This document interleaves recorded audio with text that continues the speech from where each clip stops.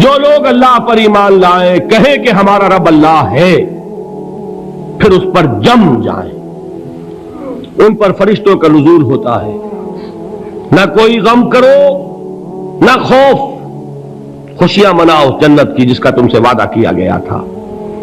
اللہ کی ربوبیت پر اطمینان جب انسان کو ہو جاتا، میرا رب اللہ ہے، ربی اللہ، انسان کے لیے نہ کوئی کھٹکا، نہ کوئی خطرہ، نہ کوئی خوف، نہ کوئی حزن۔ جو کچھ ہو رہا ہے کس کے اذن سے ہو رہا ہے؟ اللہ کے اذن سے۔ اللہ کے اذن کے بغیر پتا تک نہیں ہلتا۔ یہ کوئی اندھا بہرا مادہ نہیں ہے جس سے مجھے کوئی خوف ہو۔ اندھا بھینسا چلا آ رہا ہو اس سے تو ڈرنے کا ہر انسان کو ڈرنا چاہیے، نہ معلوم کس کو ٹکر مار دے، لیکن نہیں، اس کائنات کو چلانے والا ایک سمیع و بصیر خدا ہے، وہ جو میرا دوست ہے، میرا ولی ہے۔ اللہ ولی الذین آمنوا یخرجہم من الظلمات الی النور۔ اللہ اہل ایمان کا ولی ہے، ساتھی ہے، پشت پناہ ہے، مددگار ہے، حمایتی ہے۔ بتائیے جسے یقین ہو جائے کہ اللہ میرا مددگار، اللہ میرا محافظ، اللہ میرا پشت پناہ، اللہ میرا حمایتی، اس کے لیے کوئی خوف ہوگا؟ اس سے کوئی ڈر ہوگا؟ میں مثال دیا کرتا ہوں ایک بہت سادہ، پنجاب کے دیہات کی۔ وہ بڑا چودھری ہے اور کوئی غریب کسان ہے۔ اس غریب کسان کے جانوروں کو ہر وقت اندیشہ ہوگا چوری کا، کوئی میری بھینس کھول کر نہ لے جائے، کوئی میرا بیل کھول کر نہ لے جائے۔ لیکن جس کے بارے میں یہ سب کو معلوم ہو کہ وہ جو بڑا چودھری ہے وہ اس کا دوست ہے، اس کی بچیا کو کوئی خوف ہوگا؟ اس کی بھینس پر کوئی ہاتھ ڈالے گا؟ اسے کوئی اندیشہ ہوگا؟ نہیں۔ کیوں؟ کہ وہ بڑا چودھری، بڑا اس کا یہاں کا سردار، جاگیردار، سب کو معلوم ہے وہ میرا دوست ہے، کوئی میرے خلاف اقدام نہیں کر سکتا۔ اس دنیا میں یہ چھوٹی سی بات اگر آپ کے دلی اطمینان اور سکون کا باعث بن سکتی ہے تو ذرا تصور کیجئے۔ میں لفظ تصور استعمال کروں گا صرف اس لیے کہ اس کا ہم جس کو کہتے ہیں ادراک اور شعور کر نہیں سکتے، اگر کے ساتھ کر سکتے۔ اگر یقین ہو کہ اللہ میرا مددگار اور یقین ہو کہ اللہ ہر آن میرے ساتھ ہے، پھر کوئی خوف؟ کس کا خوف؟ کوئی شے اللہ سے بالا تر ہے؟ کوئی قوت اس سے زیادہ طاقتور ہے؟ کوئی اس کے ارادے کو بدلنے والا ہے؟ کوئی اس کی مشیت کے آڑے آنے والا ہے؟ یہی بات ہے جو حضور نے فرمائی۔ یہ ایمان کا حاصل ہے لب لباب، کہ دیکھو اچھی طرح اس بات کو ذہن نشین کر لو، اگر تمام انسان مل کر تمہیں کوئی نقصان پہنچانا چاہے نہیں پہنچا سکتے، مگر جو کچھ اللہ نے لکھ دیا ہو، اور تمام انسان مل کر تمہیں کوئی نفع پہنچانا چاہیں نہیں پہنچا سکتے، مگر وہ شے جو اللہ نے طے کر دی ہو۔ آپ پھر میں کہوں گا ذرا طاری کیجئے، اسے فرض کیجئے، اسے سوچئے۔ اگر اس حدیث پر ہمارا دل ٹھکا ہوا ہو تو کسی سے ڈر ہوگا؟ یہ مجھے نقصان نہ پہنچا دے، یہ میری رپورٹ خراب نہ کر دے، یہ میری انکریمنٹ نہ رکوا دے، یہ میرا یہ نہ بگاڑ دے، یہ میرے یہ نقصان نہ پہنچا دے۔ اس کا ڈر، اس کا ڈر، اس کا خوف، اس کی خوشامد، اس کے لیے جا کر طرح طرح سے اپنی عزت نفس کو ذلیل کروانا اس کے سامنے، یہ سب کچھ کیوں کرتا ہے انسان؟ جب سمجھتا ہے کہ اس کے ہاتھ میں میرا کوئی نفع ہے، اس کے ہاتھ میں میرے لیے کوئی ضرر ہے، یہ مجھے کوئی گزن پہنچا سکتا ہے، یہ مجھے کوئی نقصان پہنچا سکتا ہے، یہ میرا کوئی کام بنا سکتا ہے، یہ میری کوئی ضرورت پوری کر سکتا ہے، اسی کا نام شرک ہے۔ جہاں آپ نے یہ سمجھا کہ غیر اللہ کے اندر کوئی طاقت موجود ہے، وہی شرک ہے۔ بتوں سے تجھ کو امید ہے، خدا سے نو امیدی، مجھے بتا تو صحیح اور کافری کیا ہے؟ شرک تو یہ ہے۔ جس پر بھی تمہیں یہ خیال ہے، کلمہ ہے یہ کلمہ سوم، لا حول ولا قوت الا باللہ، ذرا اس پر دل کو کبھی اگر آپ تصور کریں، پھر فرض کریں، دل ٹھک جائے اس پر، کوئی طاقت نہیں۔ یہی بات تھی جو شیخ عبد القادر جیلانی رحمت اللہ علیہ نے اپنی وصیت میں اپنے بچے سے کہی. 11ویں دینے والے ہیں، لیکن حضرت شیخ عبد القادر جیلانی کی وصیت اور تعلیمات کو کتنے لوگ ہیں کہ جانتے ہو؟ یہ جن مقامات تک پہنچے ہیں وہ کس چیز کی بدولت پہنچے؟ انہوں نے جو پیغام دیا وہ کیا تھا؟ اے میرے بچے، جس طریقے سے قرآن مجید میں حضرت لقمان کی نصیحتیں جو ہے نقل کر دی گئی ہیں، میں یہ عرض کروں گا بالفرض اگر قرآن حضرت عبد القادر جیلانی کے بعد نازل ہوا ہوتا تو شیخ عبد القادر کی یہ نصیحتیں بھی قرآن میں درج ہوتی. اتنی اونچی نصیحتیں ہیں. اے میرے بچے، اس حقیقت کو ذہن نشین کر لے، لا فاعل فی الحقیقت ولا مؤثر الا اللہ. اس کائنات میں نہ کوئی فاعل حقیقی ہے نہ مؤثر حقیقی ہے سوائے اللہ کے. کسی شے میں کوئی تاثیر نہیں اگر اللہ نہ چاہے. آگ جلا نہیں سکتی اگر اللہ نہ چاہے. پانی ڈبو نہیں سکتا اگر اللہ نہ چاہے. زہر ہلاک نہیں کر سکتا اگر اللہ نہ چاہے. کوئی چیز فائدہ نہیں پہنچا سکتی اگر اللہ نہ چاہے. تو در در پہ کیوں سر جھکاتے ہو؟ در در پر کیوں جبیں سائی کرتے ہو؟ سب کے سامنے کیوں ہاتھ پھیلاتے ہو؟ ایک اللہ سے مانگو، ایک اللہ کے سامنے جبین پر اپنی جبین رکھو. لا فاعل فی الحقیقت ولا مؤثر الا اللہ. نظر آتا ہے ہمیں کہ پانی پیاس بجھا دیتا ہے.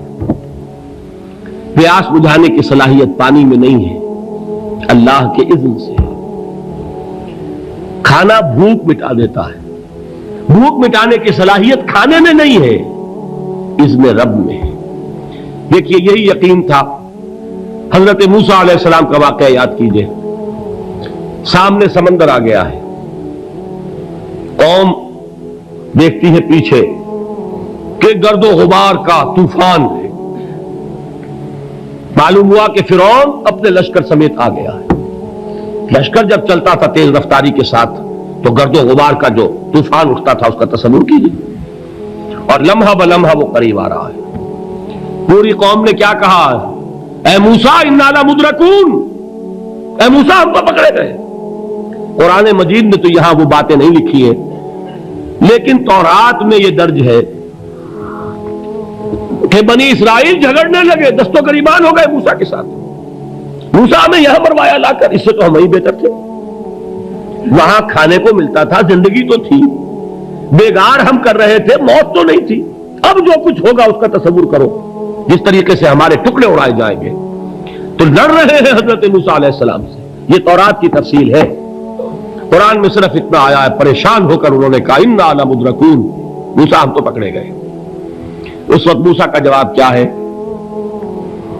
کلا ان معی ربی سیہدین. نہیں، میرے ساتھ میرا رب ہے، وہ راستہ دے گا.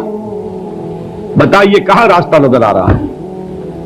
یہ ہے ایمان بالغیب. راستہ نظر نہ آئے تب اللہ پر یقین ایمان ہے. جیب میں پیسے ہوں اور تب دل کو اطمینان ہے تو ایمان کس پر ہوا؟ پیسے پر، اللہ پر نہیں.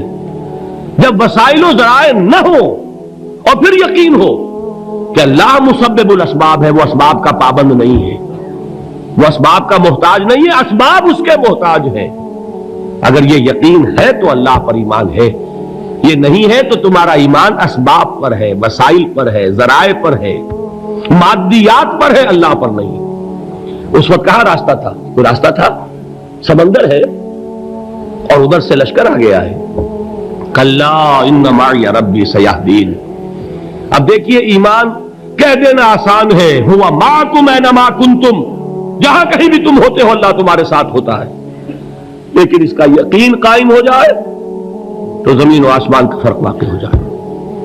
یہی بات ہوئی حضور کے ساتھ. غار ہے، چھپے ہوئے ہیں محمد رسول اللہ اور آپ کے وہ یار غار ابو بکر صدیق رضی اللہ تعالی عنہ. اقبال نے حضرت ابو بکر کی شان میں چند اشعار کہے صرف، لیکن واقعہ یہ ہے کہ بھاری بھاری نظموں پر اور قصیدوں پر بھاری ہے. طویل ترین نظمیں اور قصیدے ہوں ان پر بھاری ہے. ہمت ابو بکر کی ہمت جو ہے کشت ملت را چو ابر، جیسے بارش سے کھیتی اپجتی ہے، ابو بکر کی ہمت اور عزیمت اس امت کو اسی طرح سینچنے والی ہے۔ ثانیے اسلام و غار و بدر و قبر، وہ دوسرے تھے اسلام میں، دوسرے پہلے کون تھے؟ انا اول المومنین، حضور فرماتے ہیں سب سے پہلا ایمان لانے والا میں، دوسرے ابو بکر۔